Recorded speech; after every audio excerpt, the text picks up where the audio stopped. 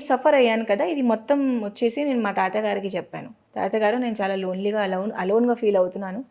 ఎంతోమంది ఉంటారు నాతో పాటు classmates, but no one is like I'm feeling somehow like చాలా లోన్లీగా ఫీల్ అవుతున్నాను. ఈ ఈ విషయం నేను చెప్పాను మా తాతగారికి.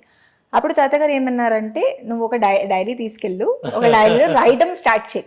నీకు ఏం నీ మైండ్లో వస్తుందో, ఏం థాట్స్ వస్తుందో అది రాయడం స్టార్ట్ చేయి. ఫీలింగ్స్. ఎస్, అట్లా రాయడం స్టార్ట్ చేశాను సార్. సో కొన్ని థాట్స్ రాయడము, అప్పుడు చిన్న ఉన్నాను కదా, కొన్ని పారాగ్రాఫ్స్ రాయడం, అంటే నేను ఏమేం లైఫ్లో రియల్గా రియాలిటీలో ఏం చూసాను అన్నట్టుగా అది రాయడము. పోయిటరీ రాయడం, పోయిటరీ కూడా ఆ ఏజ్లోనే మొదలైంది sir. Poetry so not so easy sir, but అంటే మీకు ఒకవేళ ఉర్దూ అండ్ హిందీ ప్రాపర్గా వచ్చిన వాళ్ళకి నేను ఆ పోయిటరీ చెప్తే దే విల్ డెఫినెట్లీ, వాళ్ళకి చాలా బాగా నచ్చుతుంది పక్కగా. గజల్స్ కూడా రాశారా? ఎస్ రాశాను చాలా సార్. అంటే ఆ టైం నుంచి నేను రైటర్ అయ్యాను. దాని తర్వాత మెల్లమెల్లగా స్టోరీలో దిగాను.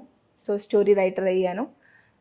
మెల్లమెల్లగా దాంట్లో నాలెడ్జ్ పెరిగింది. సో స్టిల్ అక్కడ నుంచి జర్నీ స్టార్ట్ అయింది, ఇప్పటి వరకు జరుగుతుంది. ఇప్పటి వరకు. So that's how I become right.